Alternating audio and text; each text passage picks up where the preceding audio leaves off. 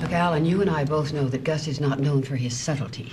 Now, this meeting is going to require discretion. I mean, it's going to be essential. Alexandra, Gus will be fine.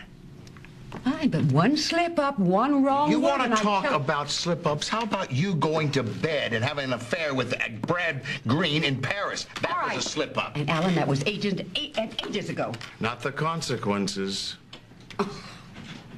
Hail, hail, the gang's all here. Alexandra. Brad. Yeah, Brad, you're early. I guess I just couldn't wait to get started. Hey, hey, hey. Hi, everybody. Did I hear that the gang was all here? Glenn, how are you? Jason? Is this it? Well, Beth will be arriving shortly, and the rest are voting by proxy. That's, well, that means I'm going to be left with a whole lot of these. Donuts. Yeah, can you freeze a donut? Does anybody know? Donuts? Yeah, because, you know, there's nothing like a delicious powdered jelly to fire up the thinking cap, you know? Of course, you could go with the chocolate and the glaze with the sprinkles on it. I also got a sticky bun in here. I don't want anybody to fight over it. Who wants a nice sticky bun? Anybody? Gus, I realize that it may be de rigueur down at the precinct, but however, we have our meetings catered here with fine French pastries and such. No donuts, then? No? Anybody? Glenn, come on.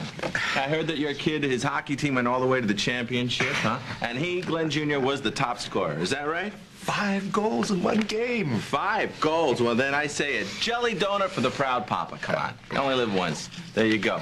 And Jason, I got a Bavarian cream filled right here with your name on it, because I heard you came back from a killer vacation, Swiss Alps. Yeah. Cool. Yeah, I would have liked to stay there longer, but, you know, duty called.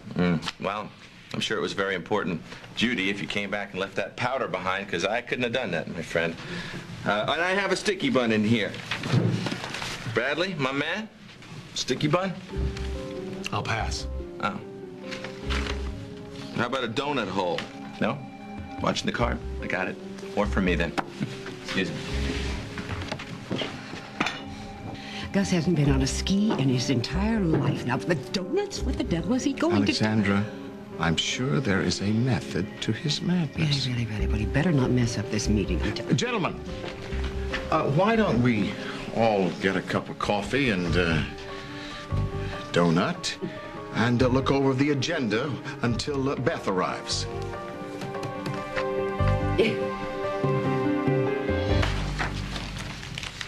Am I late? You're right on time. Did you bring the proxies? Yes, India's, Mindy's, Blake's, and Harley's to vote as I see fit. And that is with the family, and the family's best interest, and the best interest of your children. Of course, Alan, that goes without saying. Remember, Beth, blood matters, and in a crunch, it's all that matters. Gentlemen, I think we can begin. You all know Beth. As acting CEO of Spaulding Enterprises, I hereby call this meeting to order. Now, do I have a motion to waive the reading of the minutes of the last board meeting? Moved. Second? All in favor? Gus, you can't vote. You're not a board member. Oh, well, saved my arm a lot of work out. Opposed? Well, do I have a motion to approve the agenda for today? Moved. Second. All in favor? I learned quick, don't worry.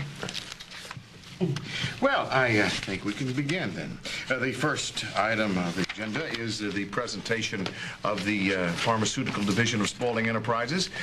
You all have a full report in your jacket, but Alexandra Spaulding and Brad will give a highlighted version of that and answer any questions that any of you may have.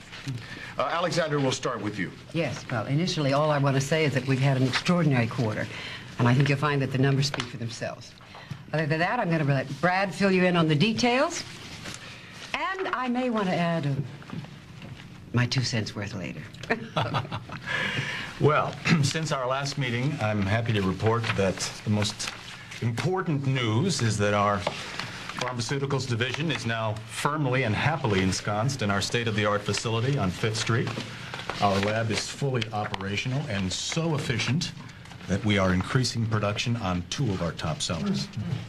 Like Antimonious, right? That's one of your biggest money makers. Antimonious is one of our profitable offerings. That's correct. You'll find the numbers for that on page... Page 7. I got it. Got it right here.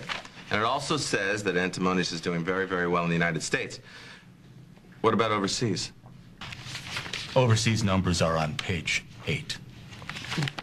Now, if you'll note, on pages 10 through 12, we're currently awaiting FDA approval on 2 drugs which we feel will be extraordinary profit centers. All right, actually, Brad, excuse me for interrupting, but you know, the biggest news we have really in our division isn't the pharmaceuticals. It happens to be the cosmetic division. Isn't that right, Brad?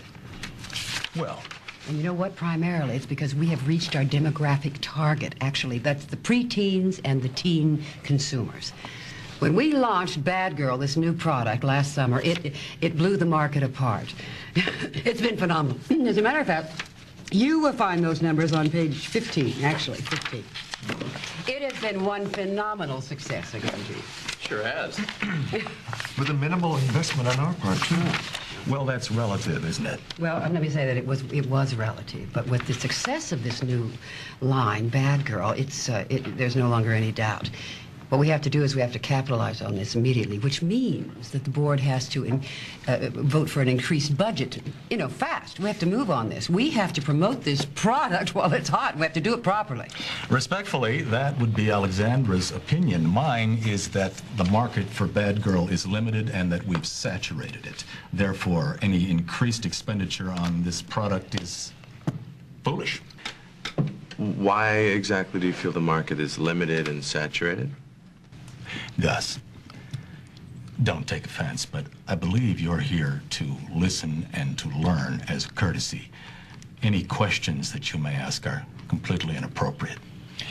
Then I'll ask the question, because I'm wondering the same thing Gus is. Why do you think you can't grow this market, Brad? Actually, I'd be interested in hearing your answer to that too, Brad. As well as I, Brad. Well, then, I'll be happy to tell you.